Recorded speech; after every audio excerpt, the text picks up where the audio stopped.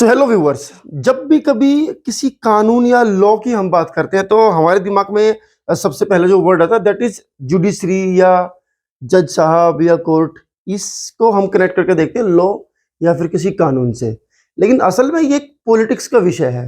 This is a subject of polity. तो आज जो हम वीडियो डिस्कस करने वाले हैं वहां पर हम जानेंगे कि देश के अंदर कानून बनता कैसे है, उसको इम्प्लीमेंटेशन कैसे होता है, कौन उसकी सेफ्टी करता है, क्या ये पूरा प्रोसेस रहता है और इसमें जुडिशरी की कितनी भूमिका है, उसका कितना रोल है। ये सब चीजें इस वीडियो के अंदर डिस्कस करने वाले हैं। जहां तक बात है वीडियो किससे रिलेटेड है, तो अगर आप जीएस की तैयारी कर रहे हैं मेंस यूपीएससी की, तो उसके अंदर जो इंडियन पॉलिटी है उसका ये सब्जेक्ट है। तो आज हम डिस्कस करेंगे डिटेल में कि असल में कोई भी चीज लॉ कैसे बनती है, कोई भी आइडिया लॉ की फॉर्म में कैसे जाता है। तो सबसे पहले तो आपको बता दूं, असल में हम जिन लोगों को चूज करते हैं, चुनते हैं इलेक्शन में डायरेक्टली इनडायरेक्टली, वही लोग आगे चल करके लॉ बनाते हैं या फिर एक्ट बनाते हैं। आपने देखा होगा कि फार्मर्स के लिए सरकार ने लॉ बनाए, या आपने देखा होगा देश में हर रोज आप सुनते हैं कि ये वाला नया रूल देश में लागू हो गया, ये वाला नया एक्ट जो है वो गवर्नमेंट ने बना दिया। तो असल में गवर्नमेंट ही हमारे लिए लॉ बनाती है, ठीक है। वो स्टेट के अंदर भी हो सकता है, वो सेंटर के अंदर भी हो सकता है। स्टेट के अंदर हम लोग जो एमएलए चूज करके भेजते हैं वो हमारे लिए बैठ करके लॉ बनाते हैं। सेंटर की अगर मैं बात करूं तो जो एमपीज हम लोगों ने चूज करे, चाहे वो लोकसभा के एमपी है चाहे वो राज्यसभा के एमपी है, वही हमारे लिए लॉ बनाते हैं। अब आगे बात आती है कि स्टेट गवर्नमेंट और एक सेंट्रल गवर्नमेंट। गवर्नमेंट के दो फॉर्म मैंने आपको बताए, ठीक है। एमएलए जो कि विधानसभा में बैठ करके नियम पारित करते हैं हमारे लिए, और एमपी जो कि पार्लियामेंट के अंदर बैठ के हमारे लिए अलग अलग नियमों को पारित करते हैं। अगला जो स्टेप रहता है वो होता है कि एमपी जो बैठते हैं उनके दो हाउसेस बने रहते हैं। एक उनका लोअर हाउस होता है, एक अपर हाउस होता है। जो लोकसभा है वो लोअर हाउस है, जो राज्यसभा है वो अपर हाउस है। इसके बारे में डिटेल वीडियो मैंने बना रखी है। थोड़ा आगे चलते हैं। अब आगे का जो प्रोसेस है, देखो, सबसे पहले तो ये भी डिसाइड करना बड़ा जरूरी है कि किस चीज का रूल कौन बनाएगा। तो रूल बनने के लिए भी दो तरह की लिस्ट है गाइस। पहली लिस्ट का नाम है यूनियन लिस्ट, दूसरी लिस्ट का नाम है स्टेट लिस्ट। तो यूनियन लिस्ट में वो सब नियम कायदे कानून आएंगे, वो सब कानून यहां पर बनेंगे जिनका कनेक्शन डायरेक्टली पूरे देश के साथ है, माने सेंट्रल गवर्नमेंट ये रूल बनाती है। स्टेट लिस्ट के अंदर जो भी पॉइंट्स इसके अंदर रहेंगे उनके ऊपर अगर कभी रूल बनाना पड़ता है तो उसको स्टेट गवर्नमेंट ही रूल बनाएंगी। क्योंकि रूल बनाना ऐसा नहीं है कि चुटकी बजाई रूल बन गया, नहीं, ऐसा नहीं होता है। तो आपको सब चीजें कैप्टिवेट करनी पड़ती है कि भाई इस चीज के ऊपर रूल बनना है तो कौन बनाएगा। कई बार आपने देखा होगा किसी चीज के ऊपर रूल बनते बनते बनते बनते सालों लग जाते हैं, और कभी कभी जल्दी बनता है।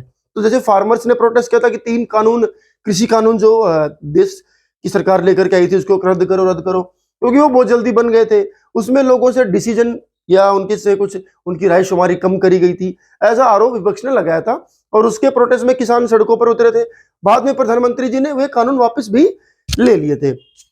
अब स्टेट्स का यह भी कहना था कि एग्रीकल्चर जो है वो स्टेट का सब्जेक्ट है, तो सरकार ने, सेंट्रल गवर्नमेंट ने इसके ऊपर कोई भी रूल या कानून क्यों बनाया। चलिए वो एक अलग मुद्दा, उस पर हम अभी नहीं चलेंगे। तो यूनियन लिस्ट और स्टेट लिस्ट। उसके बाद अगर मैं बात करूं तो इसके अलावा तीसरी एक और लिस्ट भी होती है, दैट इज कॉन्करेंट लिस्ट, ठीक है। अब उस कॉन्करेंट लिस्ट में क्या क्या चीजें हैं। अब यूनियन लिस्ट में क्या क्या चीजें, फॉर एग्जांपल देश की फॉरेन पॉलिसी डिसाइड करनी है, उसका कोई रूल बनाना है तो सेंट्रल गवर्नमेंट बनाएगी। रेलवेज के लिए कोई नियम बनाना है तो सेंट्रल गवर्नमेंट बनाएगी। लेकिन अगर मैं बात करूं एग्रीकल्चर की तो स्टेट गवर्नमेंट बनाएगी। अगर मैं बात करूं वहां के टैक्स रिफॉर्मेशन की तो सेंट्रल गवर्नमेंट बनाएगी, सॉरी स्टेट गवर्नमेंट बनाएगी। अगर मैं बात करूं एजुकेशन की तो गाइज वो भी स्टेट गवर्नमेंट डिसाइड करेगी भाई हमारे यहाँ पर क्या क्या पॉलिसी लागू होती है। लेकिन कॉन्करेंट लिस्ट की अगर मैं बात करूं तो वहां पर आप देखेंगे जिसमें दोनों ही सरकारें नियम बना सकती हैं, एक्ट बना सकती हैं, लॉ बना सकती हैं। कोई भी कानून वहां पर बनाने के लिए सेंट्रल गवर्नमेंट के पास भी पावर होती है और स्टेट गवर्नमेंट के पास भी बात होती है। जैसे फॉर एग्जांपल एजुकेशन एक ऐसा पॉइंट है इस पे दोनों ही सरकारें अपने अपने हिसाब से भी नियम बना सकती हैं। देश की सरकार चाहे तो पूरे देश के लिए एक नियम निकाल सकती है, स्टेट गवर्नमेंट चाहे तो अपने स्टेट के लिए अलग से नियम निकाल सकती है। इसमें अगर जैसे जो ट्रेड होता है, व्यापार जो होता है एक दूसरे के साथ, उसके लिए स्टेट गवर्नमेंट चाहे तो अपना एक नया अलग से नियम निकाल सकती है। स्टेट गवर्नमेंट चाहे तो वो भी, या सेंट्रल गवर्नमेंट चाहे, दोनों ही गवर्नमेंट अपने अपने हिसाब से वहां पर रूल निकाल सकती हैं।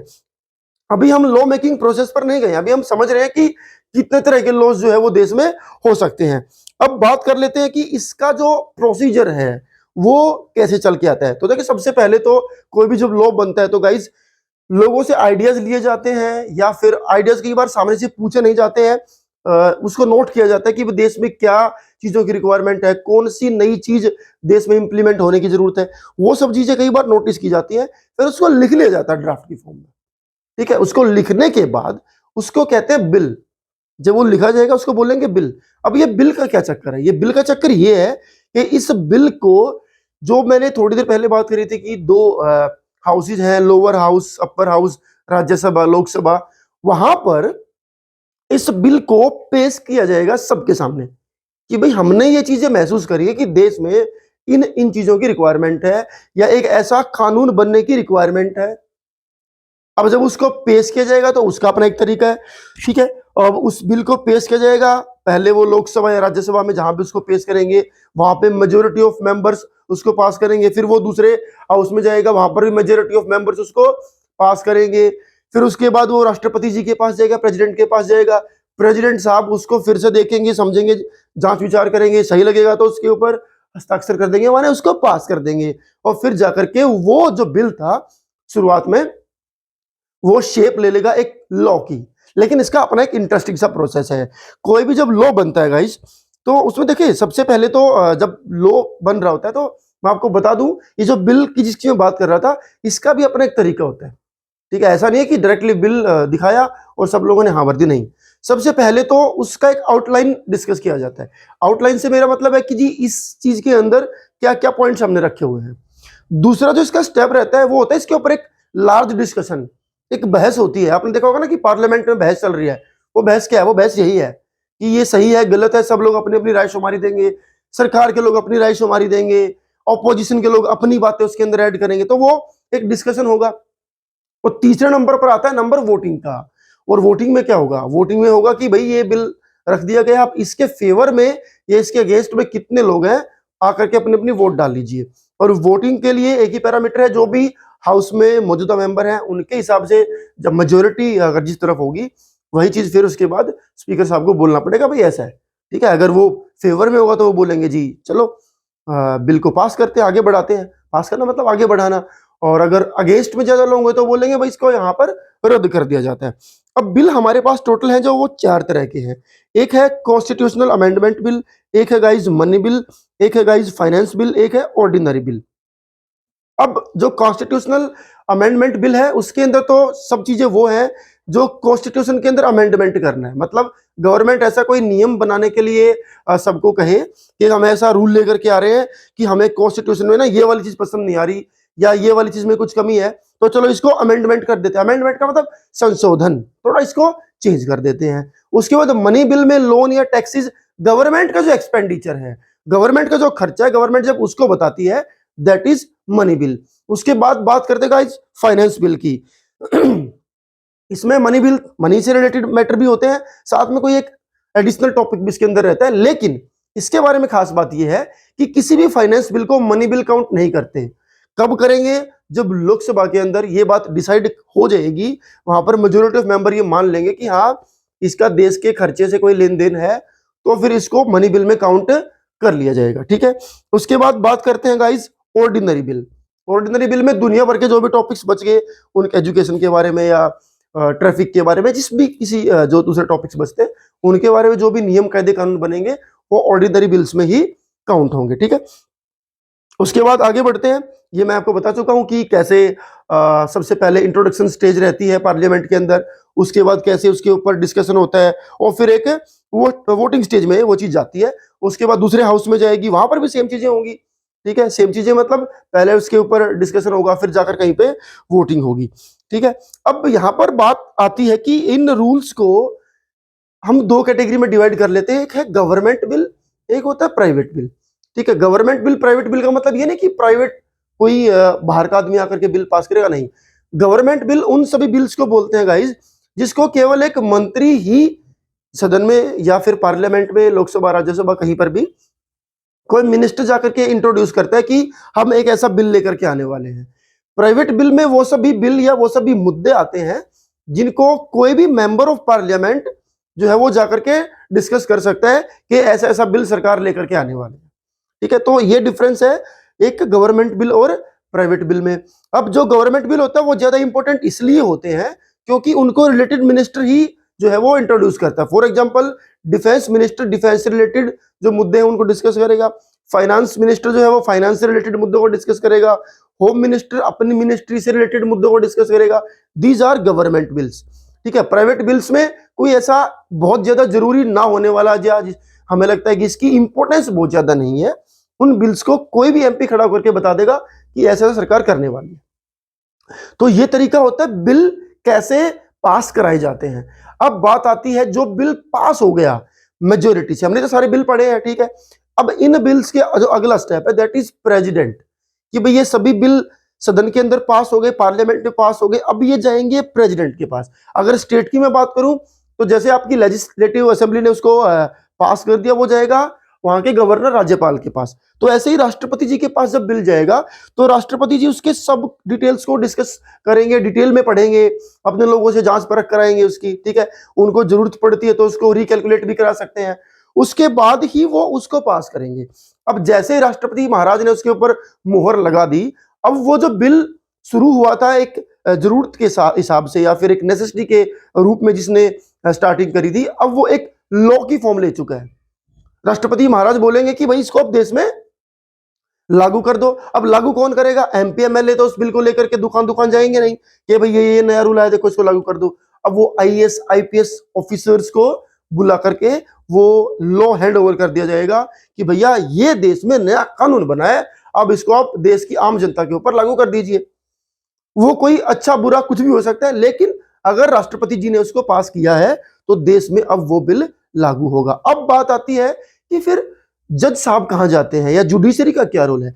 जुडिशरी का रोल होता है ये देखना कि जो बिल अब लॉ बना है, जो एक्ट पास होकर के कानून की फॉर्म में आया है, क्या उससे हमारे फेडरल स्ट्रक्चर को कोई नुकसान तो नहीं है, क्या उससे एक हर आम आदमी आम नागरिक की जो उसकी जो डिग्निटी है, उसकी जो प्राइवेसी है, उसकी जो लाइफ है, उसके ऊपर तो कोई इंपैक्ट नहीं पड़ने वाला है, क्या उसके साथ कोई चीटिंग तो नहीं हो रही है। अगर ऐसा है तो जज साहब के पास या सुप्रीम कोर्ट के पास, जुडिशरी के पास ये पावर होती है कि वो उस बिल को होल्ड कर सकता है।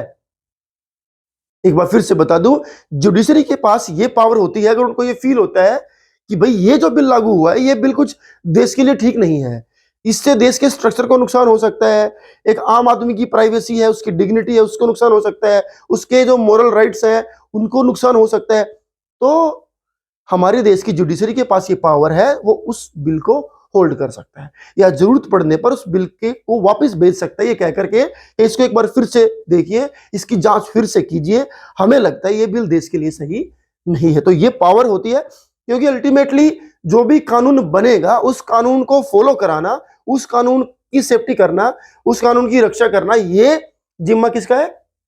हमारे देश की जुडिशरी सिस्टम का है। क्योंकि अल्टीमेटली जब भी कोई कानून टूटता, कहां जाते हैं? आप एमपी एमएलए के पास तो जाते नहीं है, हम जाते हैं कोर्ट में, और उस बिल उस एक्ट उस कानून का हवाला दे करके या उसके बेसिस पर जो भी देश में हो रहा होता है वो सब चीजों की सुनवाई कोर्ट में होती है, उन सब चीजों की सुनवाई पार्लियामेंट में नहीं होती है। तो कोई भी लॉ जब बनता है गाइस, उसका प्रोसेस मैंने आपको बताया, राज्यसभा लोकसभा, वहां पर उसका डिस्कशन, वोटिंग। क्योंकि बिल जो होता है उसको आप लॉ नहीं कह सकते, क्योंकि सरकार जब कुछ पहली बार लिखती है तब वो कानून नहीं होता है, तब वो कानून बनेगा नहीं बनेगा हमें नहीं पता। ठीक है, वो जब पास होता है तब वो लॉ बनता है, लेकिन उसको लागू कराने का जिम्मा, उसकी सेफ्टी का जिम्मा, उसके नफे नुकसान का जिम्मा, ये हमारे देश की जुडिशरी का होता है। कल को उसकी वजह से कोई प्रॉब्लम्स आती है तो आप लोग जाकर के खड़े होते हैं सीधे कोर्ट में। ठीक है, चलिए आगे बढ़ते हैं। अब अगला हमारा जो स्टेप है वो है रिफॉर्मेशन ऑफ लॉज, कि देश में कोई कानून बन तो गया, अब इसको रिफॉर्म करने की क्या जरूरत आन पड़ती है, इसको रिफॉर्म क्यों किया जाता है। ठीक है, रिफॉर्मेशन एक बहुत बड़ा जो है वो मुद्दा है गाइज। तो चलिए इस बात को भी डिस्कस कर लेते हैं कि क्या है रिफॉर्मेशन और क्यों जरूरत पड़ती है। तो सबसे पहले तो रिफॉर्म होता क्या है? रिफॉर्म का मतलब होता है किसी भी लॉ को ये फील किया जाना कि इसके अंदर कुछ सुधार की जरूरत है। ठीक है, वैसे इसका पॉजिटिव वर्ड जो है वो सुधार है, और इसका अगर एक्चुअल वर्ड आपको बताऊं तो किसी भी चीज को दोबारा से फॉर्म करना, that is the actual meaning of reform. तो लॉ रिफॉर्म और legal reform is the process of examining existing laws and advocating and implementing changes in a legal system, usually with the aim of enhancing justice और efficiency। अब ये सरकार की एक दी हुई परिभाषा है कि जी किसी चीज को दोबारा से एग्जामिन करना, दोबारा से उसके फायदे नुकसान को देखना, उस समय की जरूरतों को महसूस करना, ताकि उसको और एफिशिएंसी के साथ हम लोग लेकर के आ सके। उसकी वजह से हर एक रूल को या किसी एक पर्टिकुलर रूल को या लॉ को रिफॉर्म किया जाता है। अगले पड़ाव पर चलते हैं, the conditions which give rise to the need for reform. ऐसी कौन कौन सी कंडीशन है जिनकी वजह से इस समाज में किसी लॉ को रिफॉर्म करने की जरूरत आने पड़ती है? तो कोई ना कोई तो कंडीशन ऐसी होती होगी ना गाइस। ऐसा तो है नहीं कि रातों रात किसी को एक आइडिया सूझा कि चलो इस वाले लॉ को रिफॉर्म कर देते हैं। तो रिफॉर्म अगर आप कर रहे हैं, घर को भी अगर आप रिफॉर्म कर रहे हैं, दोबारा से रिस्ट्रक्चर उसको आप कर रहे हैं, फिर से बना रहे हैं, तो कब बनाएंगे? घर में दीवारों में लीकेज है, छत में लीकेज है, सफेदी टूट रही है, फर्श खराब हो चुका है, तो आप जब ये चीजें देखेंगे तभी तो आपके मन में आइडिया आएगा ना कि चलो इस घर को दोबारा से एक नए सिरे से बना लेते हैं, ताकि इसमें सुधार की जरूरत है और सुधार कर लेते हैं, जरूरी सुधार। तो कुछ कंडीशंस क्या है, जैसे चेंजिंग सोशल वैल्यूज, जी पहले जो माहौल था उसमें धीरे धीरे बदलाव आ रहा है। उसके बाद changing composition of society, society ही बदल रही है, तो फिर उस सोसाइटी, पुराना जो हमारा समाज था, पुरानी जो सोसाइटी थी, उसके अकॉर्डिंग जो लॉज चलते आ रहे थे उनमें भी सुधार की जरूरत है। ठीक है, उसके बाद है न्यू कंसेप्ट ऑफ जस्टिस, कि भाई जस्टिस के इस देश में नए नए कंसेप्ट निकल करके आ रहे हैं, और उन नए कंसेप्ट को भी तो अडॉप्ट करना पड़ता है ना। तो अडॉप्ट कैसे किया जाएगा? जब रिफॉर्मेशन होगा। या फिर फेलियर ऑफ एग्जिस्टिंग लॉ, ये एक बड़ा मुद्दा होता है कि कोई एक पर्टिकुलर केस ऐसा आ गया, गवर्नमेंट ने फील किया या हमारी जुडिशियरी ने फील किया कि भाई ये जो लॉ अभी एग्जिस्टिंग है ये जस्टिस कर ही नहीं पा रहा, मतलब इसकी हेल्प से हम लोग इस केस को डील कर ही नहीं पा रहे। तो अब ये वाला जो रेयर केस आ गया, तो ऐसे केस ही देश में और भी आ सकते हैं। उस केस में आप क्या करोगे? उस केस में ऐसा करोगे, भैया ये जो फिलहाल मौजूदा लॉ है, एग्जिस्टिंग जो लॉ है, ये फेल हो चुका है, ये डील नहीं कर पा रहा इस कंडीशन में, तो इसको रिफॉर्म करना पड़ेगा। उसके बाद है इंटरनेशनल लॉ, कि भाई बाहर विदेशों के साथ भी तो कनेक्शन होते हैं ना हमारे, चीजें बदल रही हैं, तो फिर रिफॉर्मेशन की जरूरत आन पड़ती है। या फिर न्यू टेक्नोलॉजी, नई नई चीजें दुनिया भर में आ रही हैं, उनकी वजह से भी नए नए रूल्स में रिफॉर्म करना पड़ता है। फॉर एग्जाम्पल, आज इतनी तकनीक है, एआई का जमाना है, तो जो भी टेक्निकलिटीज के हिसाब से लॉ पहले बनाए होंगे 25 साल पहले, कि भाई आप इंटरनेट पे ये कर सकते हो, वो कर सकते हो, अब वो तो नहीं चल सकता ना, उसमें कुछ ना कुछ चेंज आने पड़ते हैं, चेंज करने पड़ते हैं, सॉरी। उसके बाद बात करते हैं formation of law reform proposal, इसका क्या फॉर्मेशन है? ठीक है, सबसे पहले स्टार्ट करते हैं, some conditions that create need for reform. अब ये बात हम पहले डिस्कस कर चुके हैं, कैसे changing of social values and attitudes.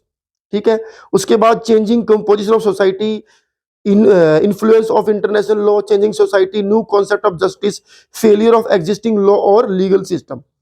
ठीक है, तो ये सब चीजें अभी हमने डिस्कस करी थी कि अगर समाज में कोई नई चीज आती है या समाज का स्वरूप बदलता है, उसका फॉर्म बदलता है, तो उस टाइम पर जो भी नियम सरकार ने बना रखे होंगे या कोई सोशल रूल जो बना रखे होंगे, उनके अंदर रिफॉर्मेशन की जरूरत होती है। For example, Hindu marriage act, उसके अंदर कई बार रिफॉर्म होते रहते हैं।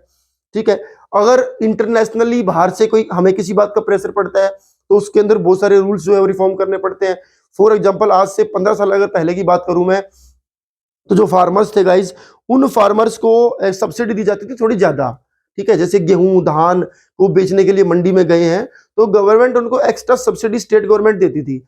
बाद में हमारे ऊपर वर्ल्ड ट्रेड ऑर्गेनाइजेशन का, WTO का प्रेशर पड़ा, तो सरकार ने इस बात का हवाला दिया कि भाई वहां का प्रेशर ज्यादा है, तो हम एक्स्ट्रा पैसे या एक्स्ट्रा बोनस के रूप में फार्मर्स की हेल्प नहीं कर सकते, तो उस लॉ में रिफॉर्म करना पड़ा। तो ये सारी चीजें होती है, जब ये चीजें हमारे पास आती है, चीजें जब बदलती रहती है, नई तकनीक आ गई है, टेक्नोलॉजी का डेवलपमेंट हो गया, एडवांसमेंट जब सोसाइटी के अंदर हो रही है, तो एग्जिस्टिंग चीजें फेल होनी स्टार्ट हो जाती है, और बाद में उन रूल्स को हमें चेंज करना पड़ता है। ठीक है, मान लीजिए ऐसा कोई केस कभी आया ही नहीं है, तो उस केस को डील करने के लिए कोई रूल भी नहीं था, तो आज की डेट में कोर्ट के सामने वैसा केस आ गया। अब कोर्ट अपने पुराने रूल के हिसाब से अगर उस केस को डील करेगी, तो वो जजमेंट नहीं दे पाएगी। तो ऐसे केस में जज साहब को भी ये बात फील होगी कि भाई ये एग्जिस्टिंग जो लॉ है, ये कहीं ना कहीं इस केस में ना फेल है, तो फेल है तो नया रूल बनेगा। ठीक है, उसके बाद बात करते हैं द एजेंसीज जो कि लॉ रिफॉर्म में जिनका रोल होता है, दैट इज कोर्ट, पार्लियामेंट या लॉ रिफॉर्म कमीशन। ये तीन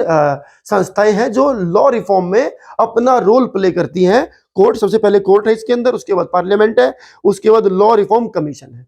ठीक है, ये लोग डिसाइड करते हैं कि इस लॉ को कैसे रिफॉर्म करना है, क्योंकि रिफॉर्म का मतलब कोई वहां पर डेफिनेशन नहीं ना कि कितना रिफॉर्म होगा, क्या जरूरत है, कितनी जरूरत है, कहां किस लेवल तक जरूरत है, वो चीजें डिसाइड करने के लिए तीन बॉडीज हमारे देश में है, कोर्ट है, पार्लियामेंट है और लॉ रिफॉर्म कमीशन है। आगे बढ़ते हैं। लॉ रिफॉर्म प्रपोजल की अगर बात करें तो law reform proposals can include preparation and presentation of cases in the court in order to change the common law. Proposal में कोर्ट के सामने बात रखी जाएगी कि यहां पर इतनी जरूरत है। Lobbying of government officials in order to change legislation, सरकार के लोग भी उसमें पार्टिसिपेट करते हैं। एंड रिसर्च और writing that helps to establish an empirical basis of other law reform activities. तो ये सब चीजें जज साहब के सामने ही होंगी, कोर्ट के सामने ही होंगी, सब तर्क वितर्क पेश करे जाते हैं, तब जाकर के फैसला होता है कि लॉ में रिफॉर्म की कितनी रिक्वायरमेंट है। अगर ऑब्जेक्टिव्स की बात करूं मैं, ऑब्जेक्टिव्स का मतलब होता है गाइज उसका पर्पस या उसकी जरूरत क्या है। ठीक है, दैट इज क्यों। ठीक है, repeal, get rid of a law. Repeal का मतलब जो वर्ड है उसका मतलब होता है get rid of a law, किसी पुराने लॉ से छुटकारा पाना, ये इसका एक ऑब्जेक्टिव हो सकता है रिफॉर्मेशन का। उसके बाद है क्रिएशन ऑफ न्यू लॉ। अगर नया लॉ बनाना है तो फिर ऑब्वियस सी बात है वहां पर उस सोसाइटी के अंदर उस पर्टिकुलर पॉइंट पर आकर के रिफॉर्मेशन की जरूरत होती है। जैसे इस घर से हमें छुटकारा पाना है तो इसको रिफॉर्म करो। ठीक है, या फिर हमें कोई नया घर ही बनाना है तो भी तो ये एग्जिस्टिंग घर तोड़ना पड़ेगा ना, तो भी तो ये फिलहाल करंट में हमारे पास जो है इसको यहां से हटाना पड़ेगा। उसके बाद आता है guys consolidation, changing of existing law, माने फिलहाल जो लॉ है उसको पूरी तरह से बदल देना है। उसके बाद है कोडिफिकेशन। अगर मैं कोडिफिकेशन की बात करूं तो उसका मतलब होता है collection and systematic arrangement usually by subject of laws of a state और कंट्री, कि चीजों को एक अलग अरेंजमेंट में लगाना। ठीक है, अभी तक जिस तरीके से वो चलता आ रहा था हमें उस तरीके में चेंज करना है, दैट इज कोडिफिकेशन। कि पहले ये होता था, ये स्टेप था, ये स्टेप था, अब हमें इसके स्टेप्स में कुछ सुधार करना है, कुछ नए स्टेप ऐड करने हैं और इनकी अरेंजमेंट को चेंज करना है। ये आपकी स्टेट या फिर देश की सरकार कर सकती है। तो this is about law making in India, और कैसे रिफॉर्म होते हैं, क्या जरूरत आन पड़ती रिफॉर्मेशन की, और ये दोनों चीजें आपको काफी हद तक हेल्प करेंगे आपकी जीएस को इंप्रूव करने में, about that is Indian polity. तो आई होप कि वीडियो आपको समझ में आई होगी। अगर समझ में आई है तो इसको लाइक जरूर करें, अपने फ्रेंड्स के साथ इसको आप शेयर कर सकते हैं। ठीक है, और ऐसी तमाम वीडियो देखने के लिए हमारे चैनल को सब्सक्राइब कर सकते हैं। Thank you.